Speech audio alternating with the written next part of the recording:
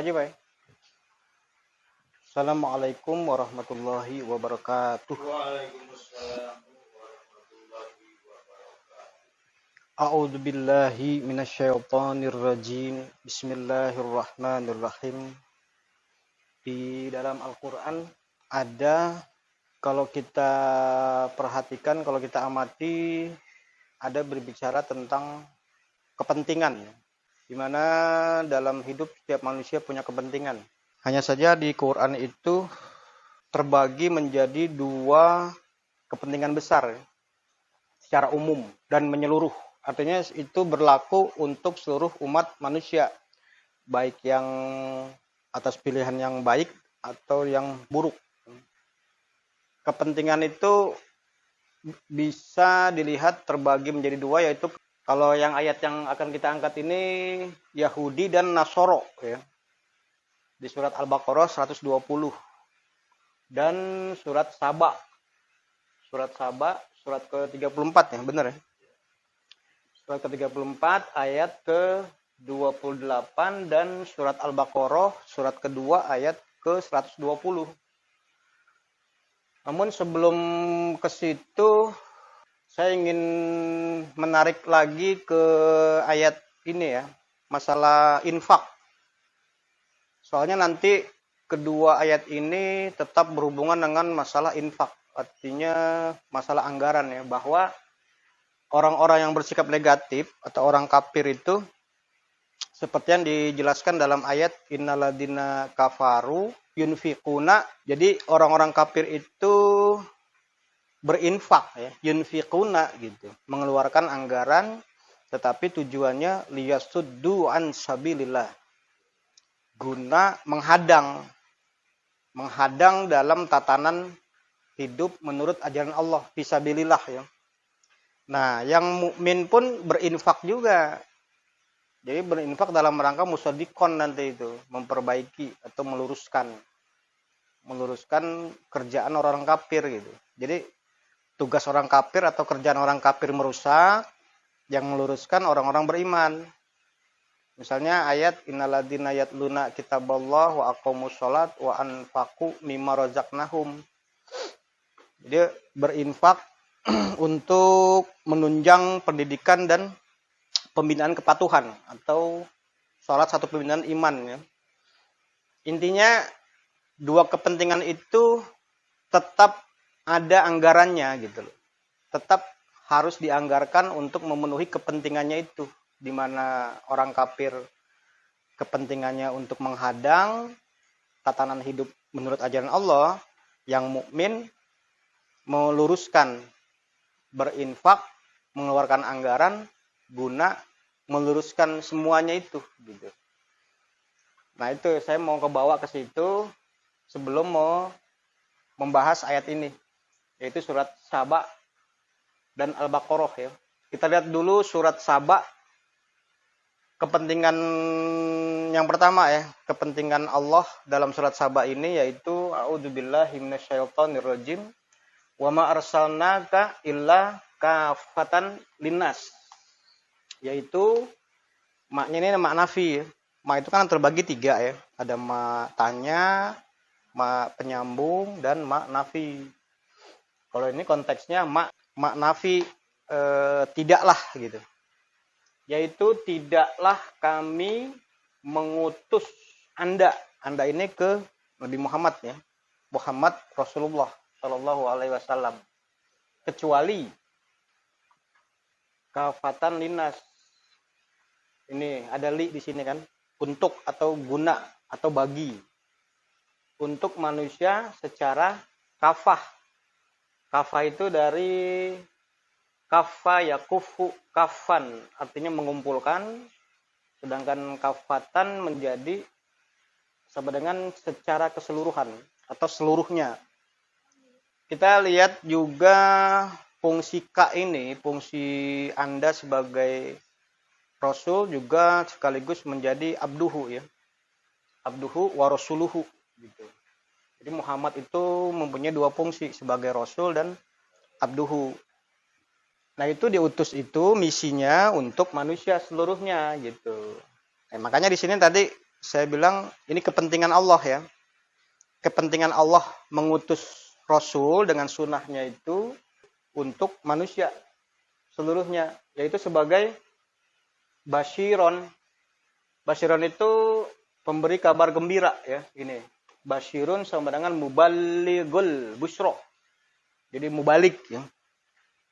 Mubalik tapi mubaligul busro, penyampai kabar gembira, yaitu di dunia hasanah ya, wa fil akhirati hasanah. Nah, wa naziron sekaligus naziron ya. Naziron itu pemberi peringatan. Ini ya. Nazirun sama dengan munzirun, pemberi peringatan. Jadi yaitu tidaklah kami mengutus Anda dengan sunnah Anda kecuali untuk manusia seluruhnya sebagai pemberi atau penyampai kabar gembira sekaligus pemberi peringatan. Peringatan itu memberi peringatan akan laknat Allah ya. Akan laknatullah gitu maksudnya. Jadi dua fungsi itu, bisa dibilang dua tugas lah ya. Dua tugas Rasul, tentunya juga Rasul kan Muhammadur Rasulullahi walladzina ma'ahu. Yaitu orang-orang mukmin juga gitu. Sebagai basyiron, mubalik ya. Mubalik tapi mubalik busro, mubaligul busro, penyampai kabar gembira sekaligus munzirun atau nazirun ya. Pemberi peringatan akan laknat Allah. Dua itu ya, itu poinnya. Itu kepentingan Allah. Jadi jangan lupa inilah kepentingan Allah ya, poinnya di situ. Selanjutnya akan tetapi walakinna aktsaron nasi la ya'lamun. Akan tetapi kebanyakan manusia tidak berilmu yang demikian agung. Aksaru itu kalau kasuro itu banyak. Aksaru lebih banyak. Kasirun paling banyak atau sangat banyak atau maha banyak ya. Kalau aksaru digandeng dengan mudhof ilaih, majemuk dengan kata sesudahnya, dia menjadi kebanyakan. Aksaronasi berarti kebanyakan manusia gitu. Jadi superlatif ya. Inilah comparative degree ya, derajat perbandingan. Kasuro banyak, aksaru lebih banyak, kasirun paling banyak atau sangat banyak ya. Nah, tapi kalau isim tabdil digandeng dengan majemuk, menjadi majemuk, itu menjadi kebanyakan, superlatif dia. Jadi kebanyakan manusia perihal yang demikian itu tidak ada ilmunya, tidak berilmu yang demikian agung. Tentang misi Rasul ini khususnya ya. Tentang misi Allah mengutus Rasul. Nah, ini juga kan kalau kita lihat huwallazi arsala rasulahu bil huda wa dinil haqqi liyudhhirahu 'alad dini kullihi wa kafa billahi syahidan. Dia Allah yang mengutus Rasul dengan satu pedoman hidup yang di dalamnya atau yaitu di dalamnya ada dinul hak ya. Dinul yang objektif, regulasi atau penataan atau pengaturan yang objektif. Liyudhhirahu guna dia mengunggulkan, guna Allah mengunggulkan yang demikian dinul hak itu alad dini kulihi atas seluruh din ya. Seluruh penataan, seluruh regulasi, seluruh versi regulasi gitu. Itu juga bisa berhubungan dengan ini kan, bisa lihat hubungannya kan, sama-sama arsalna di situ. Jadi misi Allah itu mengutus Rasul adalah untuk itu gitu, untuk mengunggulkan. Berarti ada banyak regulasi-regulasi yang dinul Islam ini akan diunggulkan dengan diutusnya Rasul. Gitu. Nah, itulah kepentingan. Artinya ya, kaitannya dengan kita yang mau hidup dengan dinul Islam, hendaknya kita itu mengambil peranan itu menjadi kak di sini ya. Kan kalau K itu kan Muhammad. Sudah wafat kan? Dan ya, Muhammad menyampaikan ayat ini berarti antaknya itu ke Abu Bakar, Umar, Utsman, Ali, dan seterusnya sampai ke kita. Berarti posisi kita sebagai pelaksana sunnah Rasul ini, gitu. Yaitu untuk manusia seluruhnya sebagai basyiron wa naziron. Itu kalau mau ya, kalau mau dalam arti kalau mau hidup dengan dinul Islam itu tadi. Hidup dengan ajaran Allah, yaitu Al-Quran sesuai sunnah Rasulnya. Jadi poin ini maksud saya, tujuan kita ini ya cuman ini, menjadi basyiron wa naziron untuk manusia seluruhnya. Apapun praktisnya dalam kehidupan sehari-hari, apapun teknisnya yang kita jalani, tetap orientasinya harus ke sini ya. Kalau mau hidup dengan dinul Islam tadi. Jadi bukan untuk kepentingan pribadi, intinya begitu. Mau kemanapun kita berhubungan dengan siapapun, itu hendaknya orientasi kita untuk mengikuti sunnah Rasul, yaitu berdakwah ya. Berdakwah kepada manusia seluruhnya, kan berdakwah ini sebagai mubalik kan ini. Mubaligul busyra sekaligus munzirun atau nazirun gitu. Jadi jangan ada nanti persepsi, itu kan tugasnya ulama, itu kan tugasnya ustadz, itu kan tugasnya mubalik. Gitu. Itu sebenarnya orang yang tidak mengerti ya mengatakan begitu. Yang sebenarnya adalah bagi yang mau mengikuti sunnah Rasul, ambil peran sebagai basyiron wa naziron. Gitu. Poin itu kepentingan hidup tuh cuman itu ya. Itu kepentingan yang pertama, yaitu kepentingan Allah ya. Nah, sekarang kepentingan yang kedua. Kepentingan kedua itu ada di surat Al-Baqarah ya. Surat kedua ayat ke-120. A'udzubillahi minasyaitonirrajim walan taradau ankal yahudu walan nasara. Yaitu subjeknya ini ya. Yahudi dan Nasoro tidak akan rela. Rodiya yardo, ridon, ridwanan, mardotan an, itu artinya rela atau senang. Digandeng dengan lan menjadi tidak akan gitu. Tidak akan senang. Tidak akan rela. Jadi Yahudi dan Nasoro tidak akan rela, tidak akan senang kepada Anda. Andanya ke sini ya, yang diutus Allah tadi, yang diutus oleh kami tadi, nahnu tadi.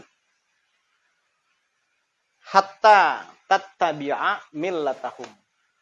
Hingga Anda mengikuti atau menaati ya, ittaba'a. Mana ittaba'a? Ittaba'a yattabi'u ittiba'an. Ini ya. Mengikuti. Hingga Anda mengikuti millatahum. Regulasi hidup mereka. Regulasi kehidupan mereka. Nah, kenapa millatun ini diambil arti regulasi ya? Karena kalau kita cari di kamus akan kita temukan ini ya, arti millatun itu. Millatun itu sama dengan dinun. Dinun itu sama dengan tadbirun. Nah, tadbirun ini ada di halaman lain gitu. Kalau di satu halaman itu millatun sama dengan dinun. Nah, kita harus cari lagi dinun itu di halaman lain yaitu tadbirun. Di mana tadbirun itu kan masdar. Dabbara yudabbiru tadbiron. Ya kan? Nah, ini kata kerjanya itu ada di dalam ayat yudabbirul amro minas sama'i ilal ardi. Dia Allah mengatur semua urusan yang ada di langit sampai di bumi. Berarti masdarnya adalah tadbiron, pengaturan kan. Kalau kata kerjanya kan mengatur. Kata bendanya atau masdarnya pengaturan. Nah, ya kalau dia masdar tadbiron. Hah? Dia tadbiron, patah. Kalau dia tanpa sebab, dia tetap marfu ya. Marfu. Tadbirun gitu. Kayak cara penulisan kalau dia tanpa sebab tuh harus marfu semua ini. Ini marfu gitu. Kalau dia bertindak sebagai masdar ya tadbiron. Lihat nanti makanya di kalimatnya itu fungsi sebagai masdar atau apa gitu. Kalau dia tanpa penyebab ya harus marfu. Nah, pengaturan tadi itu kalau di Inggris kan itu artinya regulation. Regulation di Indonesia kan lagi menjadi regulasi. Atau sinonimnya itu kalau pengaturan, kalau saya lihat di kamus sinonim, pengaturan itu sama dengan penataan. Penataan. Jadi milatun sama dengan dinun, sama dengan tadbirun, sama dengan penataan, pengaturan, regulasi. Gitu. Kalau dinul Islam berarti pengaturan Islam atau regulasi versi Islam. Kenapa saya sebut versi Islam? Karena ada versi-versi yang lainnya, yaitu ala dini kulihi itu tadi ya, ayat yang tadi. Pengaturan-pengaturan seluruhnya, berarti ada versi-versi yang lain selain versi Islam gitu. Kenapa din itu berhubungan dengan Islam? Karena waraditu lakumul islama dinan. Islam itu sebagai din. Jadi jangan nanti alergi dengan nomenklatur dinul Islam ya. Kalau nomenklatur dinul Islam itu nggak ada dalam Al-Quran. Nggak ada frase dinul Islam itu nggak ada dalam Al-Quran. Nggak ada. Tapi maknanya ada. Dari mana kita ngambilnya? Dari itu tadi. Waraditu lakumul islama dinan. Kan sekarang ada itu banyak yang mempermasalahkan frasa, nomenklatur segala macam itu kan. Kalau yang nomenklaturnya frasanya nggak ada dalam Al-Quran berarti sesat kan gitu. Kalau bicara bahasa, frasa, nomenklatur banyak yang tidak ada dalam Al-Quran, tapi maksudnya ada, maknanya ada dalam Al-Quran. Begitu. Sampai sini paham ya? Yaitu Yahudi dan Nasoro tidak akan rela, tidak akan senang kepada Anda hatta tattabi'a milatahum. Hingga Anda mengikuti regulasi kehidupan mereka atau pengaturan kehidupan mereka atau penataan kehidupan mereka gitu. Kalau begitu, kul inna hudallahi ya. Majemuk dia dengan hudan. Inna hudallahi wal huda. Tegaskanlah atau nyatakanlah sesungguhnya pedoman hidup ajaran Allah itu dialah pedoman hidup yang sebenarnya. Ya ditambahkan pedoman hidup yang sebenarnya itu kembali lagi merujuk ke ayat yang tadi ya. Wa dinil haqi liyudhhirahu ala dini kullihi.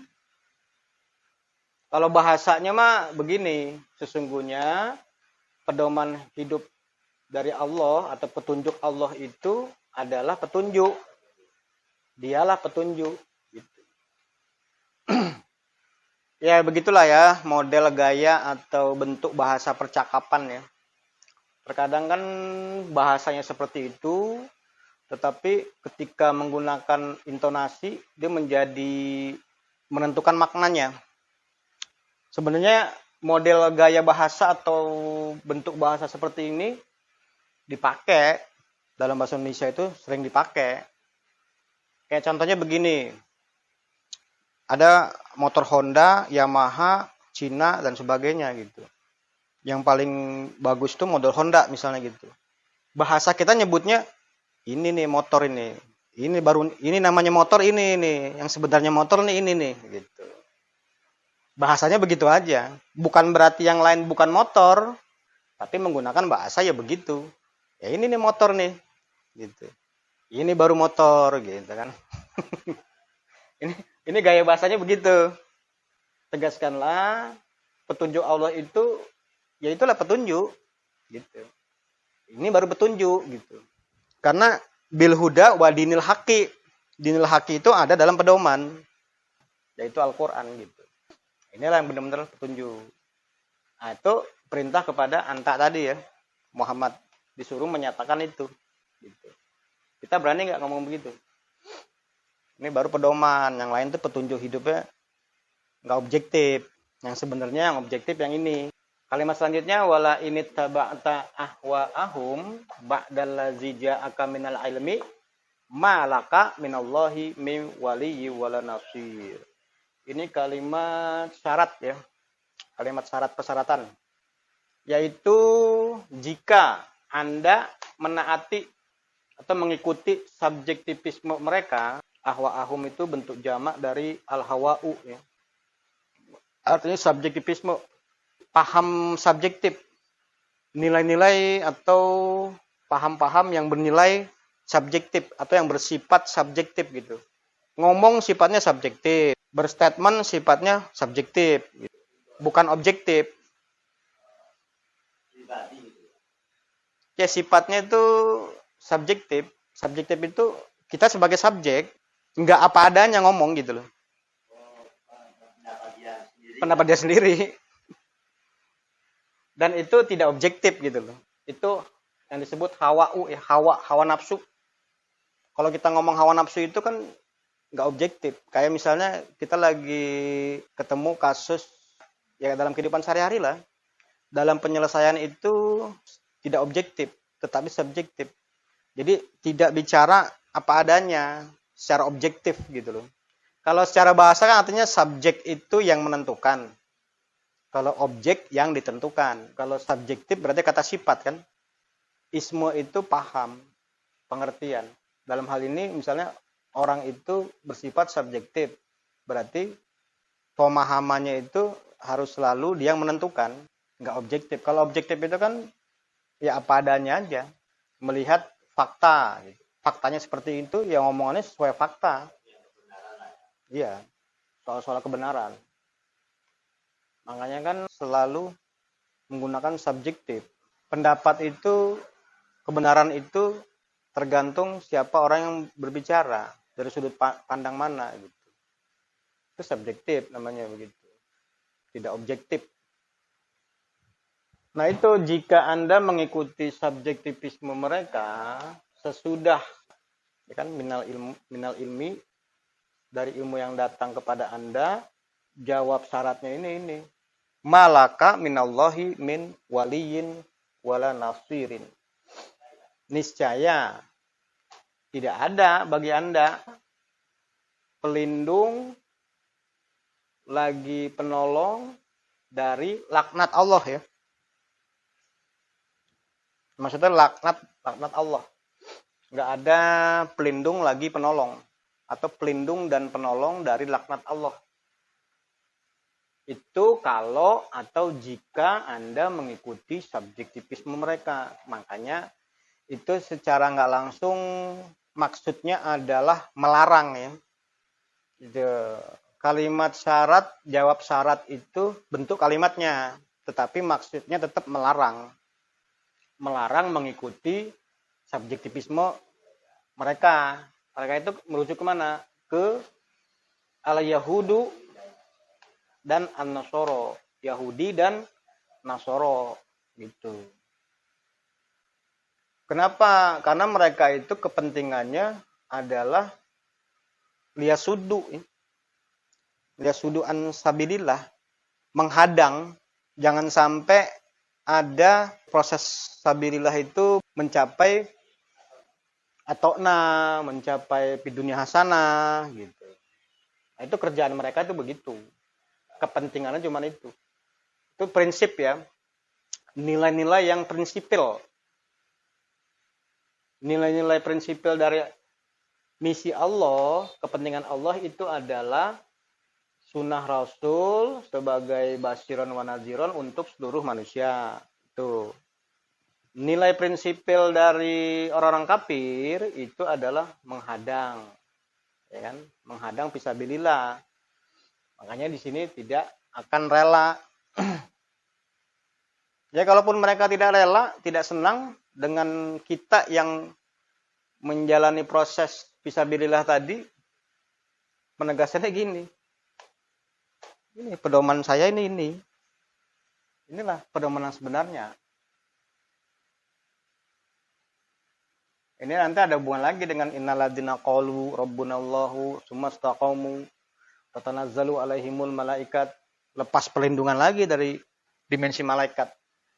Kalau tidak komitmen dan konsisten bahwasanya Rabbunallah, pembimbing hidup kami itu adalah Allah gitu.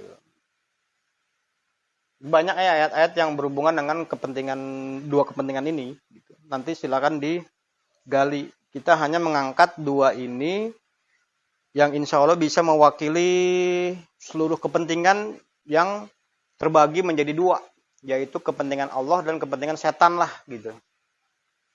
Jadi jangan bingung lagi nanti kalau orang mau punya kepentingan ke kita itu pasti ke sini. Dua ini. Ini ada kepentingan apa nih? Pasti dua ini. Tinggal nanti dilihat hubungannya aja, kok bisa gitu loh.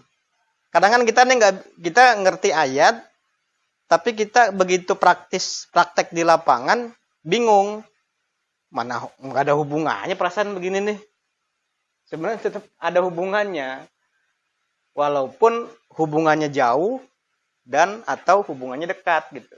Hubungan dekat atau hubungan jauh. Nah, kalau hubungannya jauh berarti kita harus cari rangkaiannya sehingga ketemu hubungannya itu ke sana, tetap ke sini nanti orientasinya. Sampai sini ada pertanyaan nggak? Simple ya. Dua kepentingan. Ya handphone dibuat untuk apa itu? Kepentingan apa itu? Handphone dibuat. Nanti juga ada kan akan diciptakan handphone dengan tenaga matahari. Jadi nggak usah ngecas lagi dia. Apa kepentingannya? Ya, liyasuddu an sabilillah. Sana makanya nggak akan senang mereka itu. Kalau si mukmin ini fi sabilillah yang fid dunya hasanah wa fil akhirati hasanah. Ada pertanyaan nggak ini? Kalau nggak ada pertanyaan kita beralih ke latihan ya.